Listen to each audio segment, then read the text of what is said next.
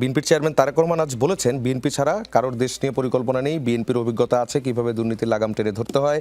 বিএনপির বিরুদ্ধে একটি রাজনৈতিক দল পালিয়ে যাওয়া স্বৈরাচারের ভাষায় কথা বলছে। বিএনপি সরকারের দুর্নীতি নিয়ে তারা এত সোচ্চার, অথচ সেই সরকারে তাদেরও দুজন সদস্য ছিলেন। যদি দুর্নীতি হতো তারা কেন পদত্যাগ করেননি?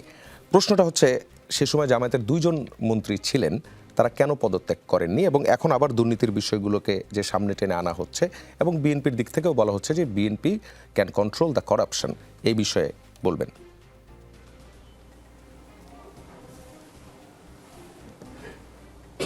আচ্ছা, ধন্যবাদ। বিএনপির সঙ্গে যে সরকারে বাংলাদেশ জামায়াতে ইসলামের দুইজন মন্ত্রী ছিলেন, আমরা সকলেই জানি যে সেই মন্ত্রীদের বিরুদ্ধে কোনো দুর্নীতির অভিযোগ তখনও ছিল না, পরবর্তীতেও ছিল না। পরবর্তীতে আওয়ামী লীগ সরকারের আমলে তারা সর্বাত্মক চেষ্টা করেছে,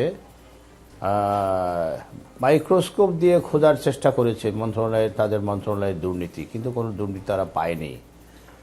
তো এখন অদূত ভাইয়ের সঙ্গে এর আগেও আমি টকশো করেছি। উনি এই অনেকবারই বলেন, সুযোগ পেলেই বলেন বিএনপির বদান্যতায় জামাত সরকারের অংশগ্রহণ করার সুযোগ পেয়েছিল। বাট ভাই মনে হয় বিষয়টা অন্যভাবে চিন্তা করেন না, যে জামাত নিঃশর্তভাবেও তাদেরকে কোনো মন্ত্রিত্ব না নিয়েও একবার সরকার গঠনে সহায়তা করেছিল। কাজে জামাত বরাবরই ইতিবাচক রাজনীতি করে। আমরা দুর্নীতিমুক্ত একটি সমাজ প্রতিষ্ঠিত করতে চাই। অদূত ভাই আর একটা কথা বলেছেন, যে আমি যে বিষয়টি বলেছি, যদি কোনো কারণে আইনশৃঙ্খলা রক্ষাকারী বাহিনী ব্যর্থ হয় ভোট কেন্দ্র রক্ষা করতে, তাহলে আমরা জনগণকে সঙ্গে নিয়ে আমাদের স্বার্থ সংরক্ষণ করব। এটা তো কোনো দোষের কিছু নেই, আমাদের করতেই হবে। আমরা কি তাকে দেখব এত বছর পর আমরা একটা পরিবেশ পেয়েছি, আমরা আশা করছি উৎসবমুখর পরিবেশে, আমাদের প্রধান উপদেষ্টার ভাষায় একটি উৎসবমুখর পরিবেশে ফ্রি এবং ফেয়ার নির্বাচন অনুষ্ঠিত হবে। দেশের মানুষ তাদের পছন্দের সরকার গঠন করবে। এই ধরনের একটি কাজে যারা বাধা দেবে, যদি কেউ বাধা দিতে আসে, সেটা তো তাকিয়ে দেখার মতো মনে হয় অবস্থা আর এখন নাই।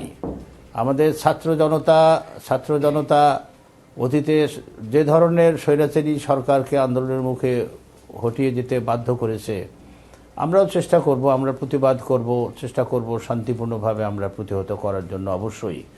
এবং এই দায়িত্ব কাউকে দিতে হয় না, আমরা নিজেরাই নিজের স্বার্থ সংরক্ষণের জন্য এই কাজ আমরা করব।